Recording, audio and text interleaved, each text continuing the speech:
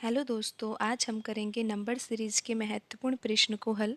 Question में दिया है कि निम्न संख्या श्रेणी में प्रश्न चिन्ह के स्थान पर कौन सी संख्या आएगी। यहाँ पर क्वेश्चन में एक नंबर सीरीज दी हुई है जो कि इस प्रकार है 62, 74, 80, 86, 95 और यहाँ पर है प्रश्न चिन्ह और यहाँ पर अंतिम पद लिखा हुआ है 158। तो हमें यहाँ पर ये ज्ञात करना है कि प्रश्न चिन्ह के स्थान पर दिए गए ऑप्शन में जो संख्या लिखी हुई है उनमें से कौन सी संख्या यहाँ पर प्रश्न चिन्ह के स्थान पर आएगी। तो यहाँ पर ये पता लगाने के लिए कि प्रश्न चिन्ह के स्थान पर कौन सी संख्या आएगी, सबसे पहले तो हमें यहाँ पर जो सीरीज में नंबर लिखे हुए हैं उन नंबर्स के बीच में कौन सा पैटर्न लग रहा है उस पैटर्न को पहचानना होगा। उसके बाद ही हम यहाँ पर ये पता लगा पाएंगे कि प्रश्न चिन्ह के स्थान पर कौन सी संख्या आएगी। तो एक बार हम यहाँ पर लिख लेते हैं इस सीरीज को 62, 74, 80 और यहाँ पर है ये 86, फिर है 95 और ये है प्रश्न चिन्ह और यहाँ पर है 158। तो आप यहाँ पर देखिए, सबसे पहले तो हम डिफरेंस देखते हैं कि इन नंबर्स के बीच में डिफरेंस कितना है। तो यहाँ पर 62 और 74 के बीच में कितना डिफरेंस है, ये डिफरेंस है 12 का। और यहाँ पर 74 और 80 के बीच में कितना डिफरेंस है, 6 का डिफरेंस है। 80 और 86 के बीच में 86 में से 80 घटाया जाएगा तो ये डिफरेंस 6 का आएगा। और यहाँ पर आप 95 में से 86 घटाओगे तो ये डिफरेंस आएगा 9 का।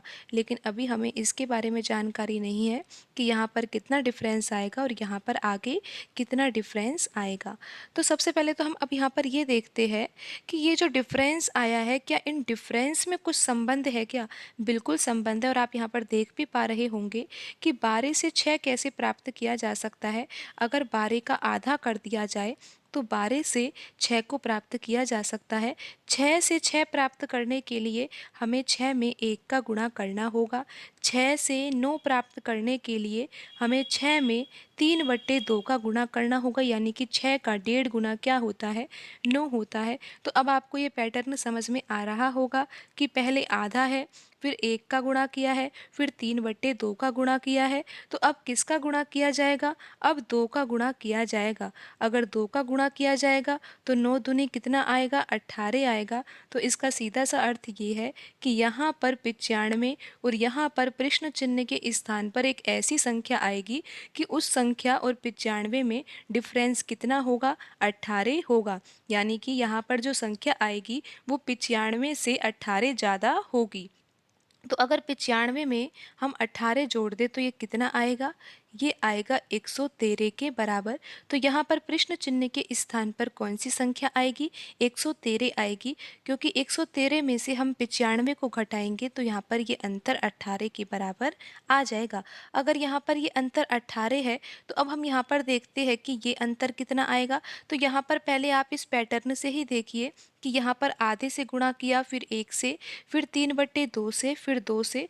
तो फिर यहाँ पर अब आगे किससे गुणा करा जाएगा, यहाँ पर किया जाएगा 5/2 से गुणा, यानी कि 2.5 गुणा किया जाएगा। 18 का 2.5 गुना क्या होता है, 18 का 2.5 गुना होता है 45 के बराबर। तो अब आप यहाँ पर देख सकते हो कि जो 113 है और यहाँ पर जो 158 लिखा हुआ है, इन दोनों संख्याओं के बीच में डिफरेंस कितने का होगा, 45 का होगा। आप 158 में से 113 को घटाओगे तो आप यहाँ पर देख ही सकते हो कि जो डिफरेंस आ रहा है वो 45 का आ रहा है। तो यहाँ पर जो ये संख्या आ रही है 113, ये बिल्कुल सही है। बिल्कुल पैटर्न के अनुसार हमने देखा है कि यहाँ पर ये संख्या 113 ही आ रही है। तो यहाँ पर ऑप्शन बी सही होगा। आप एक बार फिर से समझ लीजिए कि प्रश्न को किस तरीके से हल करना है। यहाँ पर है 62, ये है 74, फिर है 80, फिर है यहाँ पर 86, फिर है 95 और यहाँ पर है प्रश्न चिन्ह और यहाँ पर है 158। तो सबसे पहले हमने डिफरेंस ही देखा कि यहाँ पर डिफरेंस था 12 का, यहाँ पर डिफरेंस 6 का था, यहाँ पर 6 का था, यहाँ पर 9 का था। लेकिन आगे अभी हमें डिफरेंस नहीं पता लग रहा था तो हमने इस डिफरेंस में ही संबंध ढूंढने का प्रयास किया। तो हमें डिफरेंस में संबंध मिल ही गया कि 12 का आधा किया गया है तो 6 आया है और 6 में 1 का गुणा किया गया है, यानी कि 12 में आधे का गुणा किया गया है तो 6 आया है। 6 में 1 का गुणा किया है तो 6 आया है और 6 में 1/2 यानी कि 3/2 1.5 गुना किया जाएगा तो यहाँ पर 9 आएगा।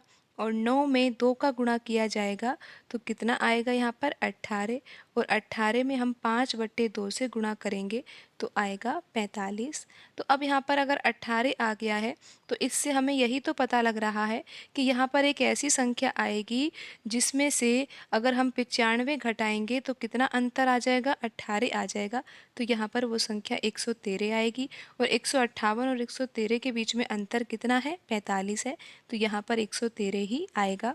ऑप्शन बी में लिखा हुआ है 113, तो यही सही आंसर होगा। आज की वीडियो में इतना ही, मिलते हैं अगले वीडियो में।